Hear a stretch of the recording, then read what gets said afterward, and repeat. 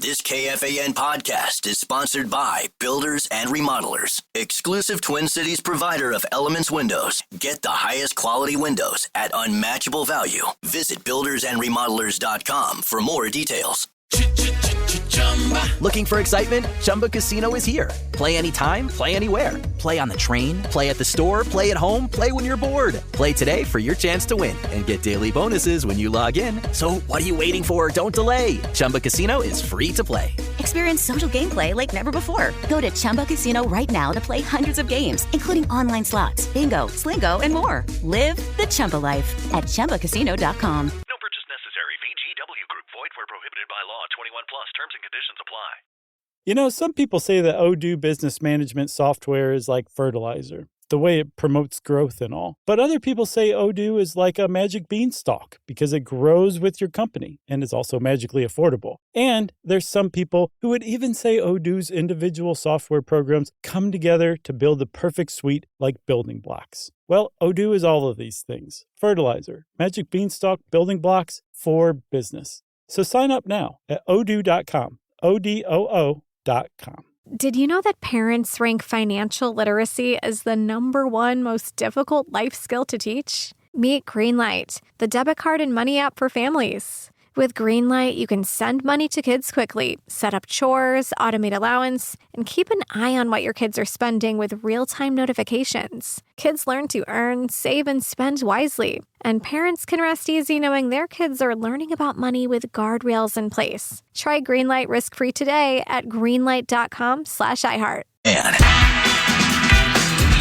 Feel up for Game 2 tonight with Carboni's Pizza. Visit one of their 30-plus locations to enjoy delicious pizza and get ready for the Minnesota playoff run. Find your nearest Carboni's today at carbonispizza.com.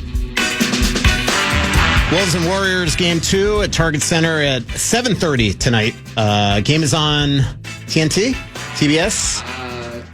TNT? I think TNT tonight. Okay. Yeah. It's on one of those T's. Yeah. John Krasinski in Fan. studio with me. Yep. And it's on the Fan, of course. That's where you want to listen. And Michael Russo in studio. And see, where do we go from here? I want to talk to you about the Knicks and Celtics, but let's talk a little bit more about the Wolves.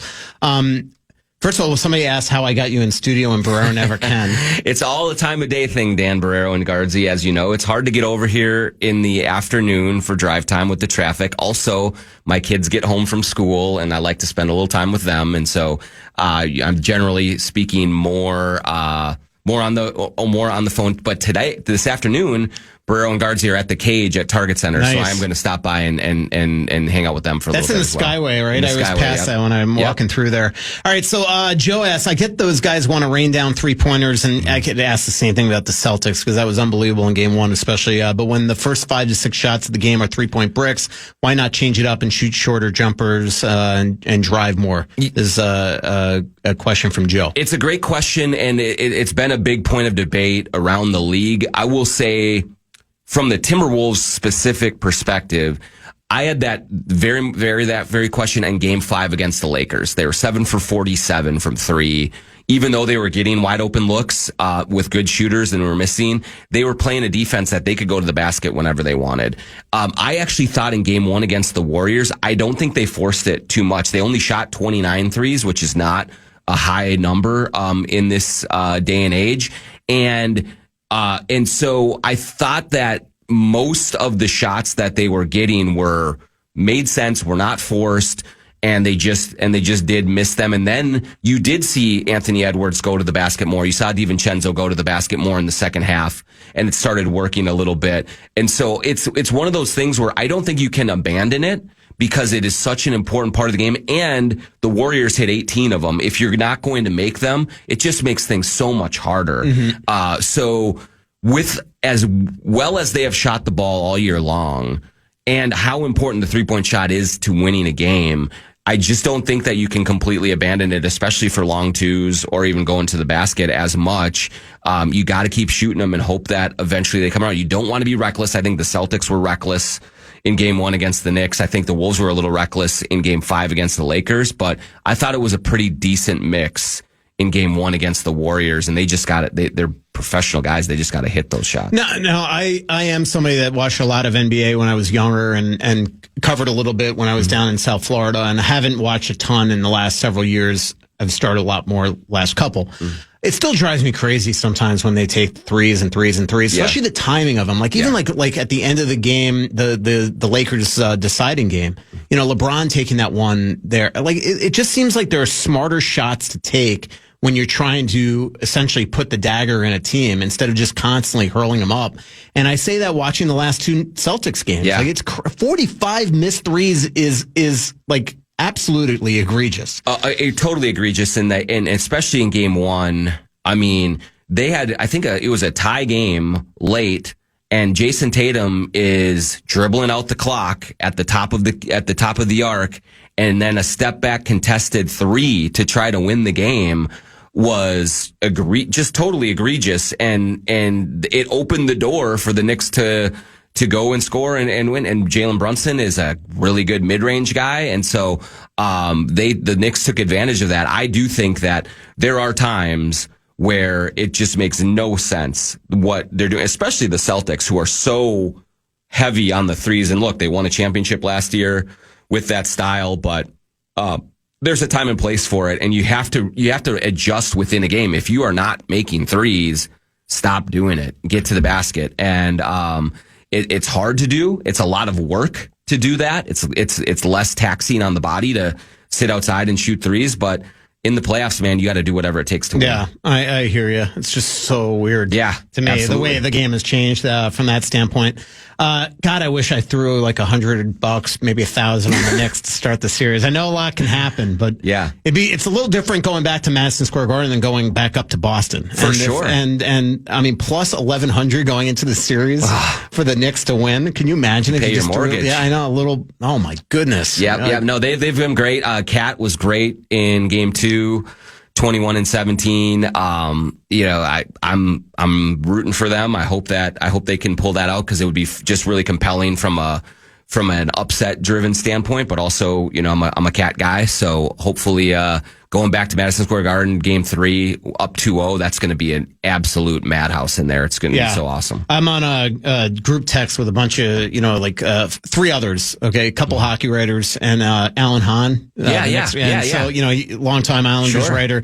And we've been talking a lot about the series the last couple of days, because my old Knicks bandwagon, I've jumped right back on, baby. Back in the Patrick Ewing days and John Starks and all that. I got a bunch of questions for you. One about the series, some about the future as well. Let's see. Somebody asked about Jalen Clark and why he's not playing more, just because his defense is so good. Yeah, I mean, I do think that Chris Finch could add another person to the rotation, whether it's Clark, whether it's Terrence Shannon. The reality of it is that Finch has leaned heavily on the 8 that he's played, and it worked beautifully in the first series. They looked great. They were way too much for the Lakers, and so he really believes in that veteran group to go with it. Jalen Clark is a young player. Terrence Shannon is a rookie. And so I think there is a little hesitation on Chris Finch's part to expand it too much. I think we need to see at least one more game of the top 8 struggling before he's going to make a significant change to that, just because he believes in it and it's worked so well to this point. But that is one quibble that I've had with Finch over the entire season, really, is how tight the rotation has been. Jalen Clark is very helpful from a defensive standpoint. I also think he's really reliable offensively. He's not going to make a bunch of mistakes that kill you. And, in a game like game 1 where nothing was working offensively, Terrence Shannon is a nice change of pace. Like he can get out there and run, attack the basket, throw down some dunks, and give you some energy. And I think that was, a little bit of a miscalculation. While Finch is going to trust the guys that got him there, he's got to be a little bit more flexible going forward in this series if things aren't working the way that he wants them to. Great question here from 224, guy or girl. I placed $250 Timberwolves championship future on March 3rd at 130 to 1. Ooh. Wins $32,750. The current cash out is $2,145.43. What would you do? Cash out or go for the 32? This is like deal or no deal, right? This is deal or no deal. I guess. I think you wait. So if you really need the money, I don't know what your financial position is. If it would help for you to pay your mortgage for a month, and like if you're really grinding paycheck to paycheck, I might be inclined to cash out. I'm a conservative financial. I don't bet at all, but just because I don't want to lose. I don't have the stomach for losing, but. I mean, how much more fun is it, though, to have that riding? And plus, when they're up 2-0 tonight, that 2,145 is going to be like $5,000 tomorrow. Exactly right. Yeah. So, I still think it's a long shot that they win the championship, of course, but you kind of get into these betting things to have fun, too, and think of the victory lap you could take if that actually came to fruition and you got $32,000 on top of it. I mean, that'd be hard for me to turn down unless you're just in a financial position where you just really need it. Yeah, totally. I don't think you're betting $250. That's true. If you, At least I'm not. Hopefully not, but other people would. But yeah, I would ride it out just because of the potential satisfaction to be right in that thing would be off the charts. Especially here in Minnesota, where, that bet at the time took a lot of guts anyway.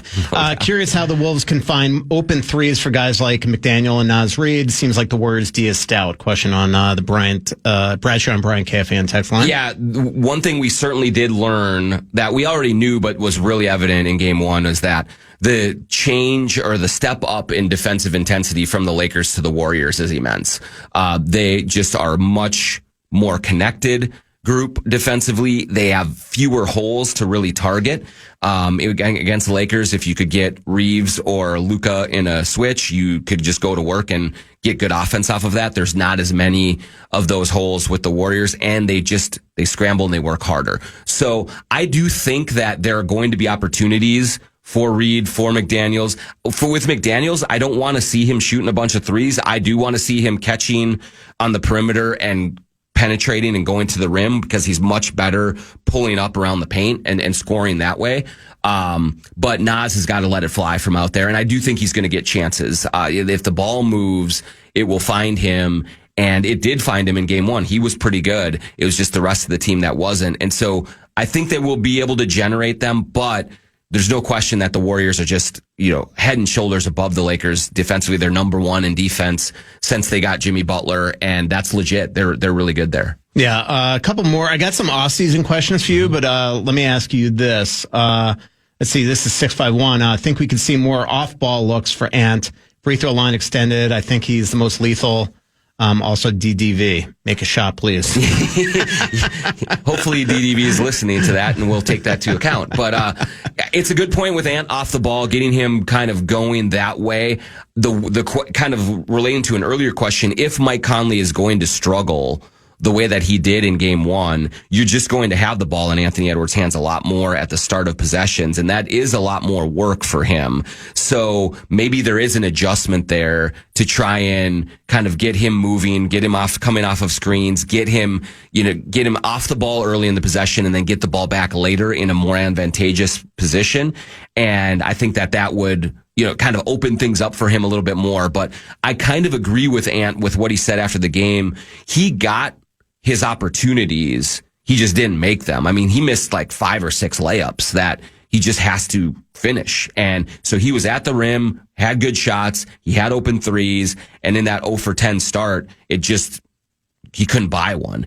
And so it's less, I think, of a thing for him of creating the good opportunities, but it's more him cashing in on them. That's going to be the key tonight. Right. A couple of off-season questions. The two who are the Wolves more likely to resign, Naz or Na?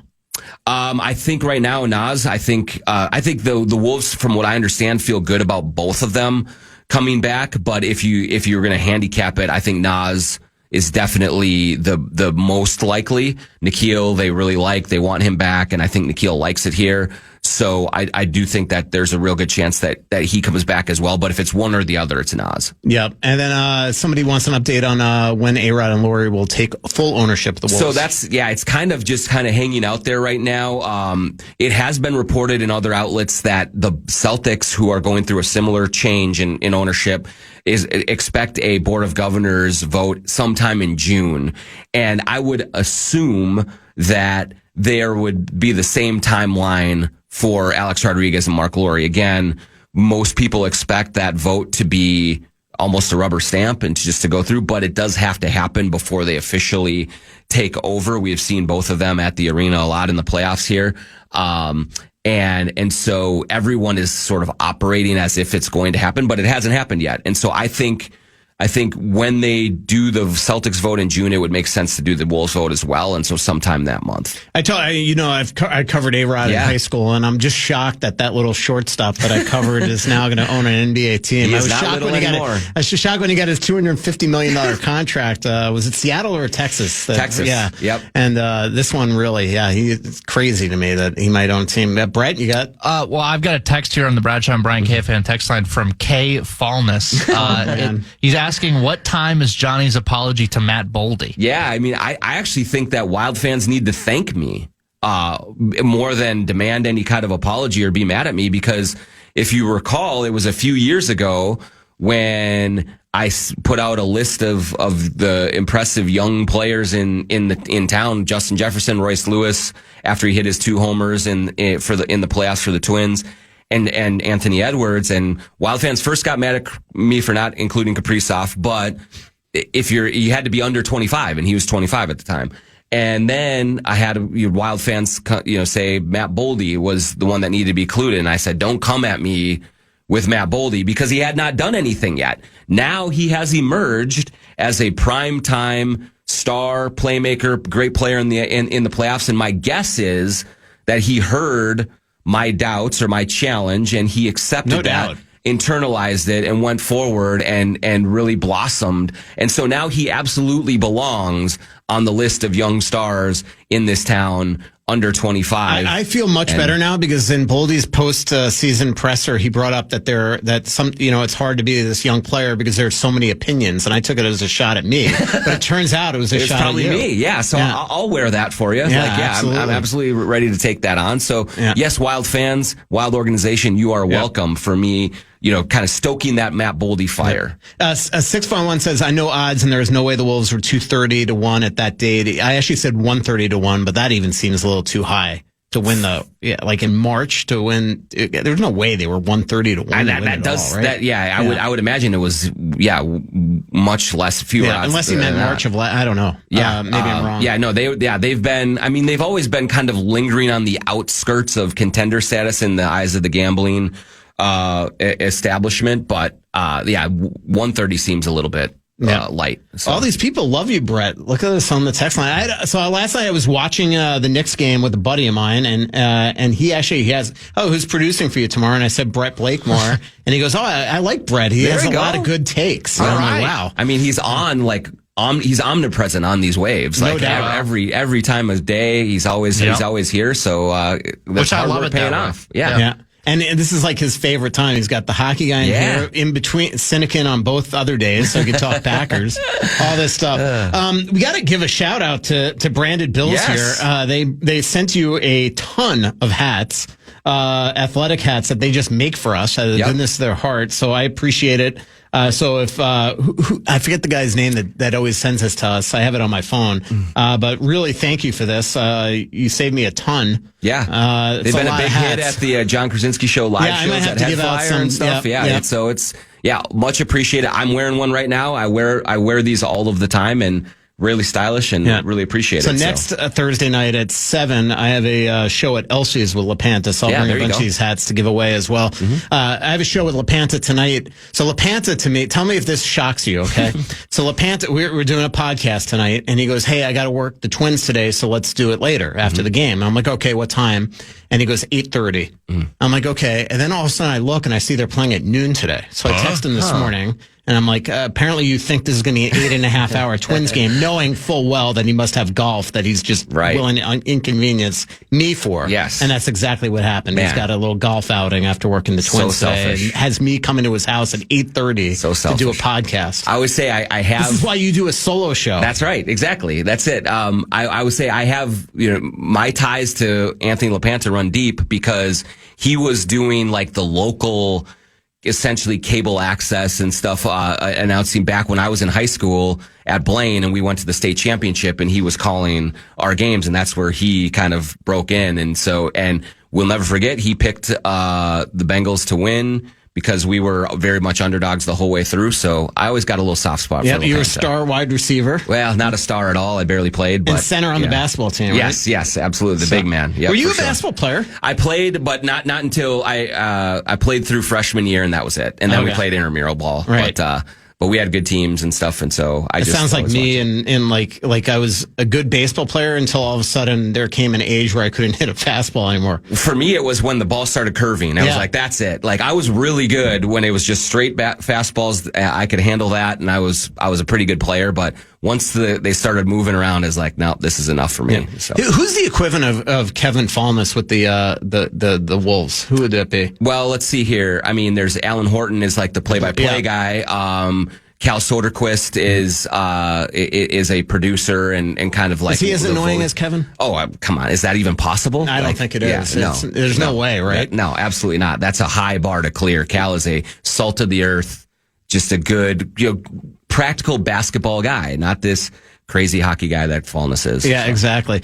So let's talk again a little bit more about the playoffs here. Where do you think this goes? I mean, obviously, as you kind of basically laid out, you look at this as sort of a must-win tonight. I mean, it's not a must-win, but the opposite of the Knicks going home for 2 after losing, after winning the first 2 on the road. This would be a big hill to climb if all of a sudden you go down to 0-2 and have to go out to the Bay Area. Yeah, 100%. Basically, what they want to do is win as much now as possible and try and hope that if Steph comes back, that they have a sizable lead in the series. And so I do think, you're right. It's not a must win, but going down 0-2 without Steph Curry would be a disaster. And so they do have to come out firing tonight, win. And you saw Oklahoma City last night against Denver. They lose the game 1 and then they just flattened the Nuggets in game 2. I don't expect that kind of a score disparity in game 2 here, but I do think that it's important that the Wolves play well and are sharp and really kind of take care of business to try and get a little bit of their mojo back, because they are going out to San Francisco for 2. There is a door open for them to go up, win the next 3 and just take a commanding lead and go for it here. But they just have to play so much better than they did in game 1 to do that. And this is not going to be an easy game tonight or in San Francisco, even though Steph Curry is not there. Yeah. How big of an impact has Butler made to Golden State since he got there? I mean, they've become one of the best defensive teams in the league. Yeah, he's been unbelievable for them. And, Wolves fans won't want to hear it because they want to, just have a pound of flesh. Tibbs up 2-0 in one series. You got Butler coming here. Yeah, exactly. But PTSD. When he arrived there, it changed everything because the Warriors were not very good. They were really struggling. And they just went on a tear with him. They're ultimately really good defensively, but also just the way that he manages the game. He's such a smart player. He doesn't have to score 35 points to have a major impact. He had 20 on 20 shots in game 1, but he scored or assisted on every single basket in the fourth quarter for them. And he just knows how to play. And he's fit in well with Draymond Green, with Steph Curry. And he's, super intense, and he's given them the kick in the butt that they needed, and he's been incredibly valuable. It was kind of viewed at the time as a risky trade, but they had nothing to lose anyway. They were dead in the water, and he's come in and just completely, revamped their entire operation. Yeah, we should have had Marcus. Marcus is in town, right? Thompson. Yeah. We should have had him come in. That would be fun. He shadowed Celebrini at the draft last year at the Sphere and did the big story. So he's now a hocky writer as well. He's a legend, man. We have great. I mean, our Golden State coverage is excellent, second to none. Him and Anthony Slater. Second to you. Well, yeah, I don't know about that, but he's they're fantastic. It's awesome. I've always wanted to cover a playoffs with these guys because they're so good. And this is the first time that Golden State's played in Minnesota. Right? Yep. So this is, it's been great. I'm looking forward to it. There's a ton of great stuff on The Athletic every day about this series and about everything else. And so, it's been super fun. So you're heading out to San Francisco tomorrow. I assume you're connecting in Milwaukee or what are you doing? I'm going straight out there, but coming back, connecting through Salt Lake. So maybe I'll get some Mammoth gear. The colors. I know, that's your colors, baby. You can never go wrong. It's awesome. They look great. Yeah, they do look great. It's funny. I saw even at some Wild fans, making fun of the name, and I'm thinking to myself, When you are the Wild, you have no right to make fun of anybody else's name. Not the name or the Christmas colors. You got, there's nothing that the Wild have on them that way. But yeah, I mean, it's Mammoth is cool. It's unique. And then, but the colors are all sorts of controversy now because there's a lacrosse team in Colorado called the Colorado Mammoth, and they've been around for 20 years. And their hashtag that they always put on X is Tusks Up, or Tusk Up, maybe singular. And then so they not only announce the Mammoth, but then the Utah team puts hashtag Tusks Up. Oh, no. Yeah, it's just asking for trouble. Like, you just don't do it. Yeah, no. Like, between them and Yeti, with that copyright claim. I still want to know what happened. Like, was it a mistake the other day? So YouTube, essentially, they were turning their Utah Hockey Club YouTube page into a Utah Mammoth page, and they accidentally or intentionally turned it on for like a little bit the other night, and then all of a sudden it deleted off the page. Yeah. So you kind of wonder if a lot of teams do that, right? They kind of like put it out there, put guerrilla a little marketing a little bit, and you kind of see what happens. Well, you got to get to shoot around and tweet out the lines for tonight's game. That's right. Looking see forward who's to in goal. Yeah, see who's in goal. Yeah. Opening face-off tonight at 7:30. You can listen to it here on the Fan. What's awesome is Jim Peterson's on there, so he's moved over from the TV side during the playoffs, and hopefully they can even this thing out and going out and turn this thing into a series going out to San Francisco. Should be fun. Can't wait, man. That is John Krasinski, Johnny Athletic. We didn't mention the Athletic enough on this segment. I know. Let's change that going forward. Next time you're on, deals going on. Just click on any Johnny Athletic article at the Athletic, and you will find a really good deal. I guarantee you that. That is John Krasinski. I read all his coverage tonight and tomorrow on the rest of the series, and hopefully a long playoff run for the Wolves. You can follow him on Twitter or X at John Krasinski as well. Thanks for coming in. You got it. Thanks, man. When we come back, we'll have a super short segment. I'll talk to Brett a little bit about the Wild, and then Ben Hankinson coming up, the longtime agent based here in Minnesota. Every year it seems like he's got big free agents that are available, and this year is no different. He's got Brock Besser and Brock Nelson, two hometown guys that the hometown team might be going after. We'll talk to Ben about that. Final hour of the show, Joe O'Donnell, the Wild radio play-by-play guy, is coming in, as well as Dame Mizutani from the Pioneer Press. We'll talk Wild, Vikings, and Wolves. We'll be back here on The Fan. The Fan at BigDeck.com wants to give you a shot to win bonus bucks to their national cash contest. Head to KFAN.com and enter the keyword Bills. The keyword Bills, KFAN.com. Ryan Reynolds here from Mint Mobile. I don't know if you knew this, but anyone can get the same premium wireless for $15 a month plan that I've been enjoying. It's not just for celebrities. So do like I did and have one of your assistants switch you to Mint Mobile today.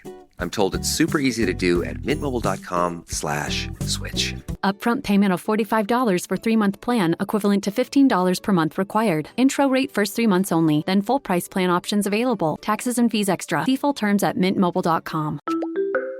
Hi, this is Javon, your Blinds.com design consultant. Oh, wow. A real person. Yep. I'm here to help with everything from selecting the perfect window treatments to... Well, I've got a complicated project. No problem. We make the complex simple. I can even help schedule a professional measure and install. I didn't realize you did that. We can also send you samples fast and free. Wow. I always thought I needed a designer to come to my home, but scheduling's always a nightmare. Not with Blinds.com. We're on your schedule, and there's no haggling, pressure, or hidden fees either. I just might have to do more. Whatever you need. How about you tell me what you had in mind? Okay, then. So the first room we're looking at is for guests coming over, and I'm thinking of something...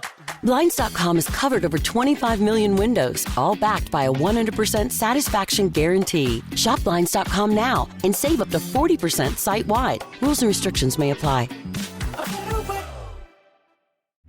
Hi, I'm Cindy Crawford, and I'm the founder of Meaningful Beauty. Well, I don't know about you, but, I never liked being told, oh, wow, you look so good for your age. Why even bother saying that? Why don't you just say you look great at any age, every age?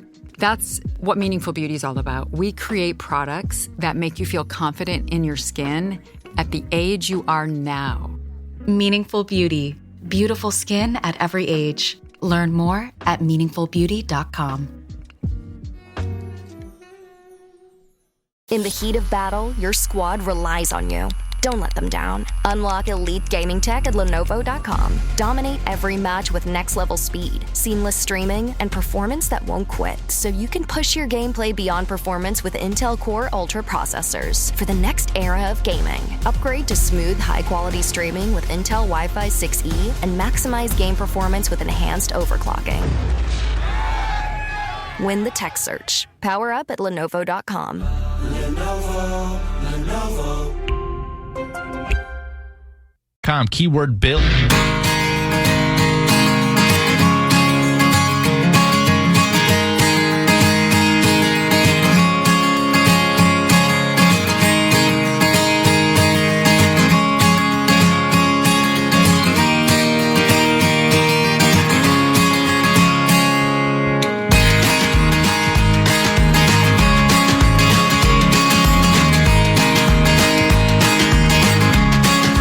Bouncing a parlay for our Timberwolves Game 2 watch party at 7:30 tonight.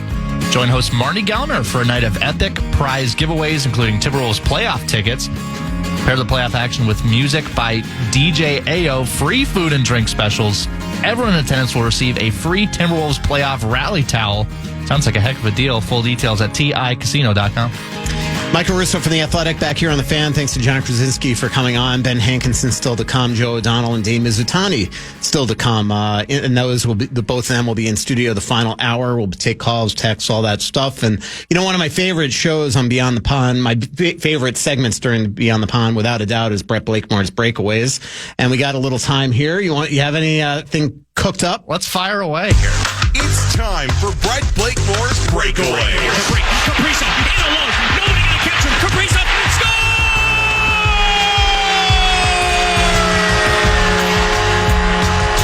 And now, Blakemore's Breakaways. Is that you doing the voiceover? That's Halvey. Oh, okay. That's Halvey. Did a great job putting that together. Yeah, I've got a lot of stuff for you, even though we decided to do breakaways about 2 minutes ago. So here we go. Let's start with the elephant in the room, which is Marco. We haven't talked about Marco at all. It was certainly the elephant in the room. Future winger? Maybe. Marco Rossi. I don't know. According to Pat Micheletti? Well, that's the thing, is that, Pat Micheletti was more than happy to put Nyquist or Gaudreau because that's what the coaches see. And as we all know... And coaches can't be questioned. You cannot criticize NHL coaches unless you yourself are an NHL coach, or GMs for that matter. According to Pat, you cannot rip anybody of authority. So, anyways, not for me. They still make wrong decisions. But this whole, it was a sticking point in the post-game presser, right? And Bill Guerin did a masterful dodge away from that when you brought it up that, well, what's interesting about it? What are you doing? And I know you probably don't want to stoke the fires. I can. Your thoughts kind of after the end of season presser when it comes to Rossi? You still hard and fast that they're getting rid of him and his days are numbered? I mean, there's no doubt. Like when he says that they're going after centers to get Eriksson Ek help, doesn't that tell you right away that means that Rossi's gone? Why isn't it Eriksson Ek and Rossi help? Because in his eyes already, Rossi's not in the plan. So to me, it's so obvious when they are, very clearly going to at least pursue Brock Nelson. We'll talk to Ben Hankinson in a little while here. And that they would like to upgrade at center. They got Urov coming, who is a center. It just feels like Rossi's, they made a contract offer. It wasn't accepted. I don't even know if that's still on the table anymore. It was 5 times 5. He's certainly not going to take a short-term deal because a short-term deal, the incentive for that from a player's standpoint is that he could prove himself over the term of that contract and then go hit the home run contract. But if he's out all worried that he's going to be a third or fourth liner in second power play here, it makes no sense for him to sign short term. And from the Wild perspective, they don't want to go long term. So I think, look, I've been planting seeds all season long that this is the way it was heading, even when he was in the top 6 for 76, 78 games. And then right away when the playoffs come, who's the first person that's immediately sandwiched on the fourth line? It's Marco. I just think that they just feel like long term that he's not the answer that's going to help them lead them to a promised land in the playoffs. That's hard for some fans to stomach because in the history of this organization, you could probably count on 3 fingers how many centers they've drafted and developed. Yeah. Eriksson, Koivu, and probably Rossi. I mean, I've said for years that Ryan O'Reilly is the best Wild center to ever play for the team, and he never played for the team. He was a Wild member for 30 seconds. But he still is. It's just Like, they knew what they had when they drafted him. They knew he was small. Yeah. So what's the deal? I just don't. I don't know. And the other thing is that, he's not soft. He scores and gets most of his shots from in front of the net. So, but I think they feel like the pace of play in the playoffs is somebody that he just can't break down guys defensively. And then defensively for him, look, maybe they feel a little bit vindicated too, because in games 5 and 6, he had his fingerprints all over those winning goals for Vegas. So it's a shame, but I do think that he's going somewhere else. Let's go here. Another guy that Pat Micheletti would absolutely hate to be on this team would be Mitch Marner. You mentioned earlier with your conversation with Chris that Vegas would be an option. Well, he mentioned Vegas. Vegas. That's the first time I've heard that. Well, I was about to say, I got a text. How could Vegas possibly afford that? I don't know. They always seem to figure it out, though. But you're right. I mean, he's going to want like $11, $12 million. They obviously got the no state tax there, so that could lower things. I think that if he wants out of the noise, there's going to be teams like Utah that comes after him. There's going to be a lot of teams that come after him. To me, the Wild can they only have $17 million of cap space for this year, barring any changes, right? And that's including Rossi. They only have $17 million, so you'd have to probably trade guys to be able to afford long-term both Kaprizov and Marner. So I think that Minnesota's probably out, but it sure feels like Marner's going to be able to really decide his own future here in the next couple months. Well, they may be out. I guess this is kind of an adjacent breakaway, but let's just say for fun that they weren't. Do you think that there's so much made of, well, is he a Bill Guerin guy? And the soft skill, like Mitch Marner is, like superstar level talent. You know what I mean? Do you think Bill Guerin, even if they could, do you think he would go after him, or, well, he's not big enough? And there are skill guys like on the Panthers, like Tkachuk. Either one of them are big guys that have skill, but these smaller guys that have a lot of speed and skill, he doesn't really seem to go for. Well, I think the one thing that Bill would probably look at is he would also look at the future available players here in the next couple of years, or other potential superstars that would be better than going after Marner now going to be available. And I think there's a concern if you're Bill Guerin to give $12 million a year, 8 times 7 to somebody like a Mitch Marner.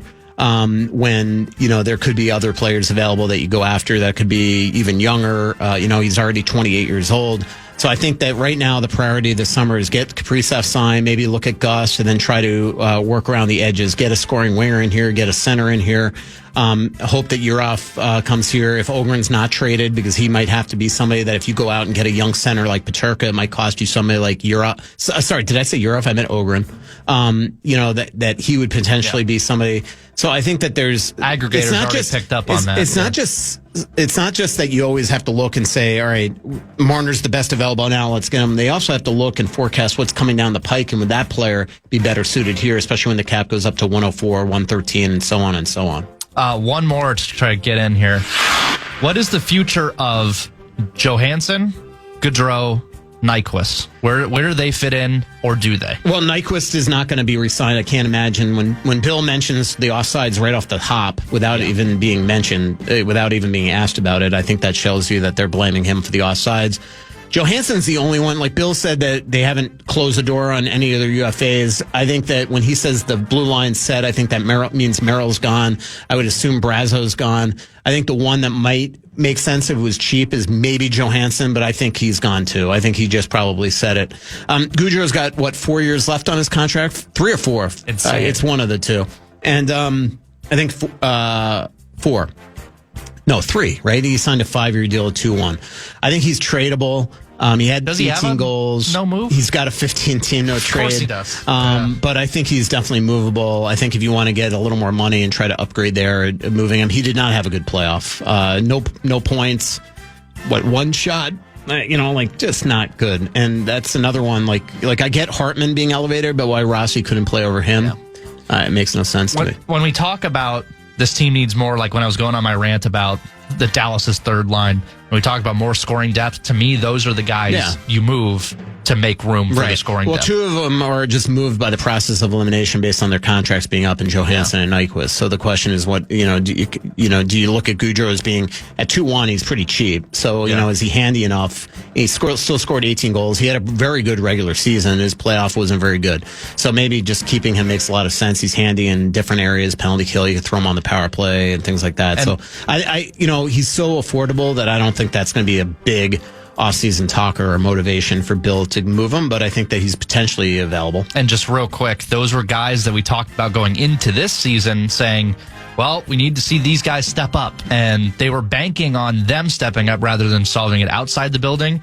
And, of course, as we know, Pat Michelet thought it was a great idea because you can't question GMs, but it didn't really work out that way. You're loving that Pat's not in here. Yes, if Pat's listening to this right now, he's losing his mind. And if he's not listening to this right now, we know that Alex Micheletti is telling him that. I'm sure he's texting me into the ether right now. Yeah.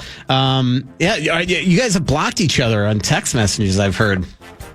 If I have to be reminded every night about every single thing that I said every day from Pat, I don't need that in my life. Man, unreal.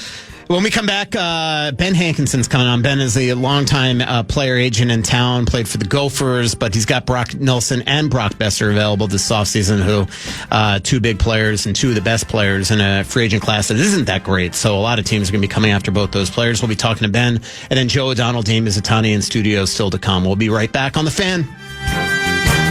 Ryan Reynolds here from Mint Mobile with a message for everyone paying big wireless way too much. Please, for the love of everything good in this world, stop. With Mint, you can get premium wireless for just $15 a month. Of course, if you enjoy overpaying, no judgments, but that's weird. Okay, one judgment. Anyway, give it a try at mintmobile.com/switch. Upfront payment of $45 for 3-month plan, equivalent to $15 per month required. Intro rate first 3 months only, then full price plan options available. Taxes and fees extra. See full terms at mintmobile.com. Hi, this is Javon, your Blinds.com design consultant. Oh, wow. A real person. Yep. I'm here to help with everything from selecting the perfect window treatments to... Well, I've got a complicated project. No problem. We make the complex simple. I can even help schedule a professional measure and install. I didn't realize you did that. We can also send you samples fast and free. Wow. I mean, I always thought I needed a designer to come to my home, but scheduling's always a nightmare. Not with Blinds.com. We're on your schedule. And there's no haggling, pressure, or hidden fees either. I just might have to do more. Whatever you need. How about you tell me what you had in mind? Okay, then. So the first room we're looking at is for guests coming over, and I'm thinking of something... Blinds.com has covered over 25 million windows, all backed by a 100% satisfaction guarantee. Shop Blinds.com now and save up to 40% site-wide. Rules and restrictions may apply. Hi, I'm Cindy Crawford, and I'm the founder of Meaningful Beauty. Well, I don't know about you, but I never liked being told, oh, wow, you look so good for your age. Why even bother saying that? Why don't you just say you look great at any age, every age? That's what Meaningful Beauty is all about. We create products that make you feel confident in your skin at the age you are now. Meaningful Beauty. Beautiful skin at every age. Learn more at meaningfulbeauty.com. In the heat of battle, your squad relies on you. Don't let them down. Unlock elite gaming tech at Lenovo.com. Dominate every match with next-level speed, seamless streaming, and performance that won't quit, so you can push your gameplay beyond performance with Intel Core Ultra processors. For the next era of gaming, upgrade to smooth, high-quality streaming with Intel Wi-Fi 6E and maximize game performance with enhanced overclocking. Win the tech search. Power up at Lenovo.com. Lenovo.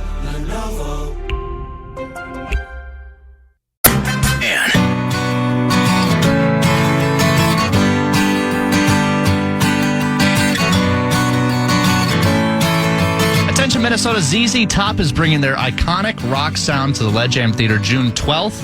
Don't miss out on this epic concert. Win your way in by checking our contest page, KFAN.com, keyword contest. June 12th, my birthday. I have to head to that ZZ Top concert if I'm in town. I think I actually have the Stanley Cup final that I will be at. But I've always pegged you as a ZZ Top guy. No, yeah. I will be at the Lumineers show in late July. Oh, that is more that my makes vibe. more sense. Yeah, and Nate, I think Nate Bargatze is the next night, so a little music, a little stand-up right back-to-back at XL Energy Center. Joe O'Donnell and Dave Mizutani in studio the final hour for a nice roundtable on the Vikings, the Wolves, and the Wild. But my next guest is somebody that everybody here in the Twin Cities knows. He was a star at the University of Minnesota and has been a player agent for 20-some-odd years. And this summer, like last summer, he had the huge Jake Gensel deal. This summer, everybody's going to be looking at everybody from Brock Besser to Brock Nelson to Ryan Lindgren. That is Ben Hankinson. Ben, how are you? How you doing, Ben? Oh, can you hear me? Yep, now we can. Okay, good. I'm doing awesome. Thanks for having me. What's going on? What are you up to this summer?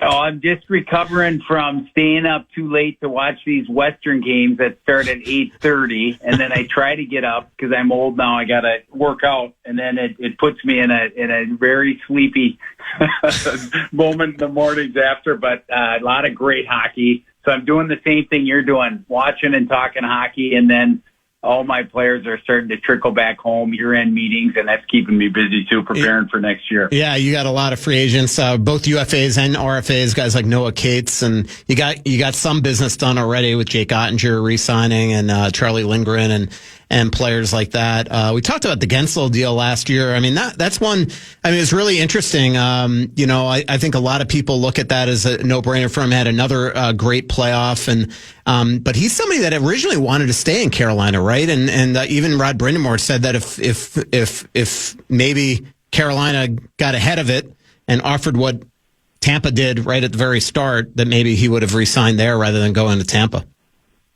Yeah, I don't like to rehash that, but you said it, and that hockey players I'm blessed with the character, and these guys are pretty loyal. Jake Gensel, that was a funny one. He was so loyal to Pittsburgh. He played with Sid Crosby his whole career and had a ton of success, so he really wasn't looking forward to even leaving Pittsburgh. I had a full negotiation with Pittsburgh at this time, what was it, last year or the year before, obviously, and he was a little bit banged up. We couldn't get it done. It was best for the organization to trade him. He went to Carolina, great fit. They made a run, and it's just hard. This business of getting guys signed and what's the numbers going to look like. They just, you probably said it best. We couldn't get it done. I was under the impression, I thought that would be a fit for him. It didn't work out, and then Tampa swooped in, made a trade at the draft, signed him for 7 years, $9 million. Which is a lot of money, but the cap keeps going up, and Jake Gensel's been a absolute great fit there. They got ousted by a great Florida team in the first round, so it didn't work out perfect for the team in general, but Jake is built, for the future there, and that was really interesting, too, because it didn't really open up until Stamkos ended up, going to Nashville, and that kind of opened it up for Jake when they whatever happened there, we ended up going to Tampa. So it takes a lot of funny turns, but that was a fun one for Jake to end up in Tampa, even though, like you said, Carolina was potentially a great fit. Yeah, it just shows you sometimes Carolina's got a knack for not making their best offer right at the hop, and sometimes you can't waste time, and there was a perfect example. It's funny, I was just looking at your player list, and isn't it crazy that Ryan McDonough is a UFA next year? Doesn't it feel like yesterday you were in downtown Minneapolis with Steve Yzerman negotiating that 7-year deal? Yes, and he just keeps going. He's got one more year. It's crazy. But he could even sign an extension potentially this summer, so that's what keeps you busy, knowing kind of where everyone else is on your radar. The guys aren't even in the last year, like bringing you to Kirill Kaprizov as well. So Ryan McDonough just keeps getting better with age. He led the NHL in plus minus this year at plus 43. He's plus 289 Crazy. Over his 1,011 game regular season career and 195 playoff games that I think he's plus probably 50 or so or more in that span too. So he's played some hard games and he just keeps on getting better. A good old St. Paul kid. No doubt about it. Then Nick Bukestad, also a free agent this summer, and then Ryan Lindgren, as I mentioned. Let's before we get to Brock Nelson and Brock Besser, I did want to ask you about the Shen brothers going head to head last round. 2-year clients. They had the one funny moment there, arguing with each other between the benches at Game 6. How just was it fun for you or nerve wracking watching 2-year clients go head to head? I'm like a parent watching my kids play. That's why watching Jake Ottinger in net as a goalie is so hard. Yeah. It's like watching a basketball game for me. I just get so torn back and forth. But the Shen brothers, 2 Saskatoon kids, picked 5th overall in the draft, back-to-back years, 2 hard-nosed, bruising brothers. If you go back 4 years, one of them had broken ribs. They played against each other. And then Luke, the big, tough defenseman, cross-checked Braden in the ribs and re-broke his ribs. And that's what brothers do to brothers. I talked to Jimmy Snuggerud, the former Gopher standout that turned pro and had a great run with the Blues. He was all banged up at the end of the season because Luke Shen cross-checked him 99 times in his back in one of the, tough-fought playoff games with Winnipeg. So those guys, I had to tell Jimmy, they're not taking it easy on each other. They're not going to take it easy on you. And he realized what a big boy game this was. So the Shen, it's kind of funny to hear them talk about it because Luke beat Braden. The Winnipeg Jets beat the Blues. And Luke said it was just awful playing against his brother because every corner he turned, someone was complaining about Braden. Braden ran Scheifele. Scheifele got hurt.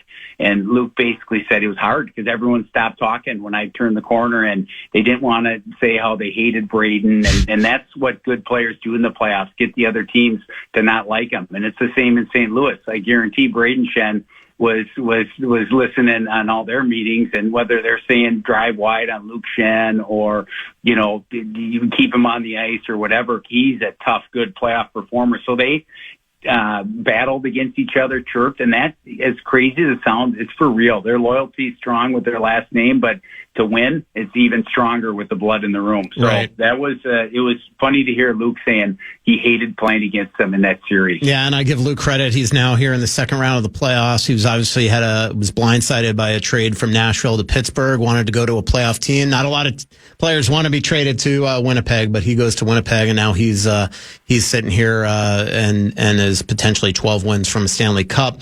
Let's talk about Brock Nelson and Brock Besser, 2 local guys. We know that obviously the Wild are going to be probably interested in both. I don't want to put you in that position because I don't want to get anybody in trouble.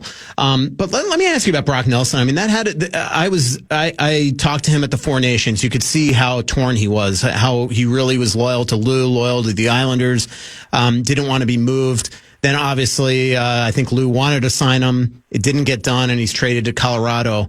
How tough of a transition was it when you're in one place your entire life, and next thing you know, you're in this different atmosphere? Yeah, he's as loyal as they come to. Warroad, Minnesota, loves hockey. And you forget, he's played 12 years there. They have families, and he has 4 kids under the age of 6. So that's a lot to dump on his wife at the time to figure out the mess that he leaves behind when he gets traded to Colorado. So he loved Lou Lamoriello, and it was kind of apparent that the Islanders weren't going the same direction as teams that wanted him in the playoffs. He ended up, going through, he had a no trade list, so that gets tricky with where he goes. He goes to Colorado, which seems like a perfect fit. They get bounced in the first round, but that's a wagon of a team that gets knocked out right away by Dallas. So it ended up being a good run. He's going to be free, and Colorado will be in the mix, I would think, to where he ends up for next year. Who knows? But yeah, Minnesota. I think it's you talk about it, what they need, and they've been handcuffed for a few years now with spending $14-15 million that has fallen upon them to get a center and a wing and upgrade and have someone to play with to Kaprizov, and they're going to want to do that too for Kaprizov to re-sign his deal. So who do they get? I mean, Brock Nelson is for sure one of the names, and so is Brock Nelson. So we'll see whether they get one of those guys or some other good UFAs out there. It'll be interesting, but I think both of those guys are probably on their radar. Yeah, no team in NHL history has had 3 Brocks on the roster, by the way, so this could be a first. Who knows? With favor. Let me ask you about Brock Nelson. You know, at his age, there are some players that crave to finish their career at home, and then there are some players that are like, you know what, I don't really want that type of distraction, maybe being criticized in front of your family. Where do you think Brock lands in that? I mean, do you think he'd be intrigued by Minnesota? I think so. Yeah, it's his hometown. It'd be easy to transition to eventually life after hockey, having a house here, not having to move 4 kids, for sure. I think the longer you've been around, the easier it is to adjust to, especially the pressures of playing at home. It's not for everyone. Like Nick Bukestad, as we know, is one of the nicest human beings around. And that, when you drop that and playing at home, you got every coach, every teacher, parents, cousins that, have kids in elementary schools. They want you to go read at the school, go to the hospital. You get pulled a lot of different directions. You go to a home game and maybe your mom or your dad wants to use your parking pass, park underneath, wait in the family room. Then you don't go out for all the team meals or the team Super Bowl parties because you got your own family in town. It's a tricky, kind of thing to turn off. When most players leave for the season, they jump in the car with their wife or their kids or themselves and have that time to separate, what's left at home to on the road. And, those distractions definitely come up. So it's not for everybody, especially the younger players. But when you've been around and been there and done it a few times, it gets easier. And I think, for a guy like, Brock Nelson or whoever, some guys have played for the Gophers or played for the hometown team. It's pretty cool for the players like a Zach Parise who played in North Dakota to come and play at home at the end of their career or whenever it is. But it only works for Billy Guerin and the Wild is when, it's at the end of their career, but they still have a lot to offer and they're going to improve the team.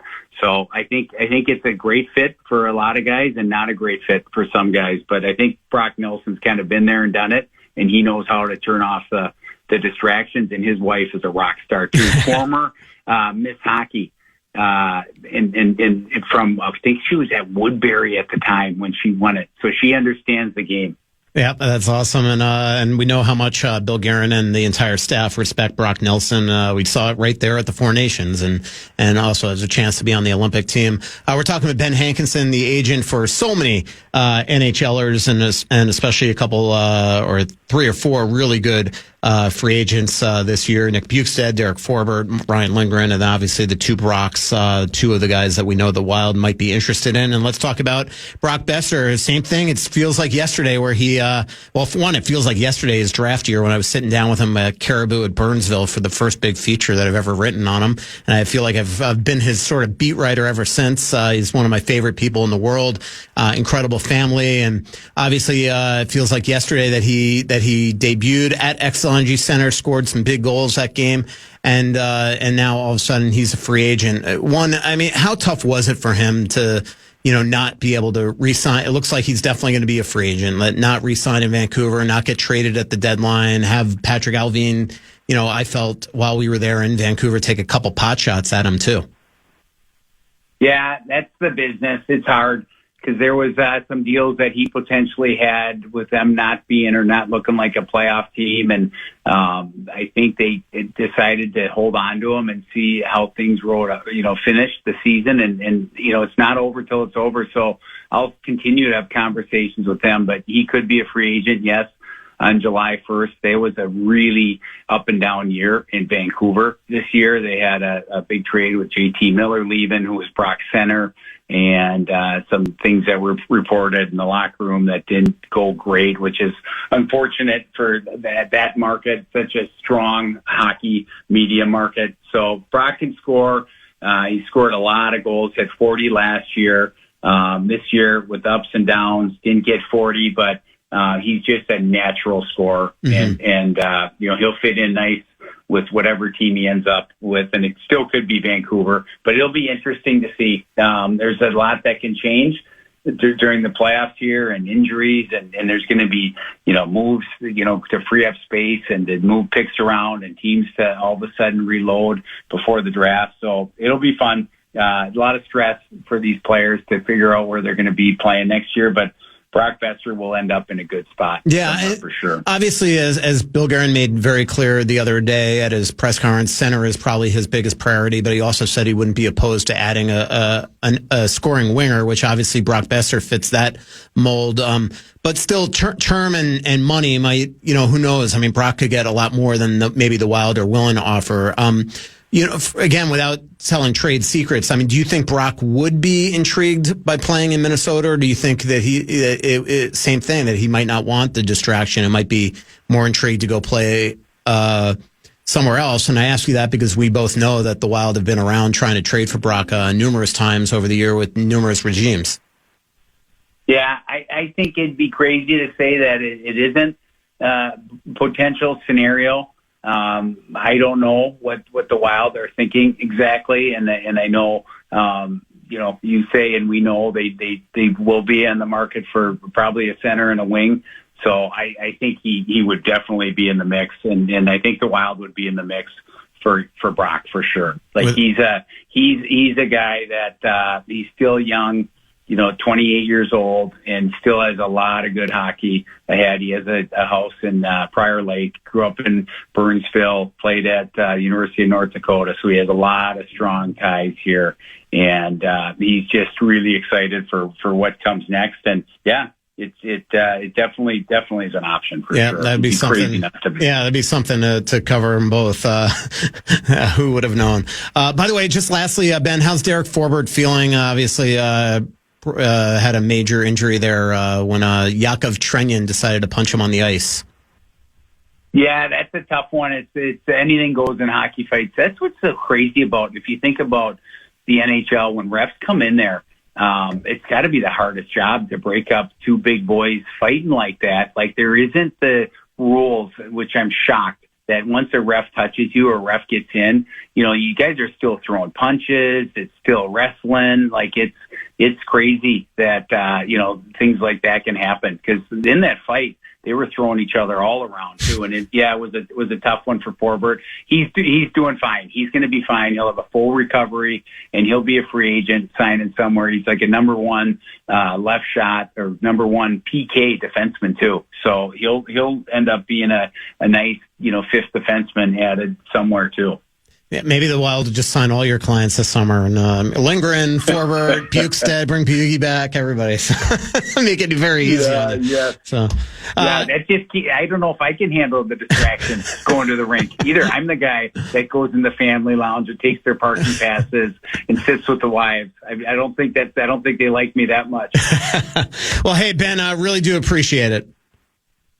Awesome. Thanks for having me, guys. Thanks, Michael, Brett. Yep. Take care. That is Ben Hankinson. And again, pay attention this summer. Could be a lot of news on his guys and Minnesota. When we come back, really happy to be joined by Joe O'Donnell and Dave Muzatani from the Pioneer Press. Joe's not the Pioneer Press, although he could be. He could be a writer. We'll be talking Wild. We'll be talking Wolves. We'll be talking Vikings. We'll be back here on the Fan. Okay, have you heard about this? Last year, Degree changed the formula for their Cool Rush deodorant. Their fans rebelled and wanted the old scent back. And Degree, listen, that doesn't happen often. They admitted that they effed up and are bringing the original Cool Rush scent back. And it's exactly how you remember it. Cool, crisp, and fresh. There's a reason it's the #1 men's antiperspirant, and it's back in Walmart, Target, and other stores for under $4. So try it and see what the fuss is about. Head to your local stores to try the OG Cool Rush for yourself. Summer on the south side of Chicago is heating up. You planning revenge? Aren't you? The Chi is back May 16th on Paramount+. It's the season of the women. Women, this is our chance. It's time to get to work. But the men aren't giving up without a fight. The street's always gonna have a villain. No one is backing down in the Showtime original series from Emmy Award winner Lena Waithe. Why do black women always have to save the day? If we don't do it, who else will? The Chi, new season streaming May 16th on the Paramount Plus with Showtime plan. A mother's love deserves a gift like no other. Celebrate her love, strength, and style with heartfelt jewelry from Pandora.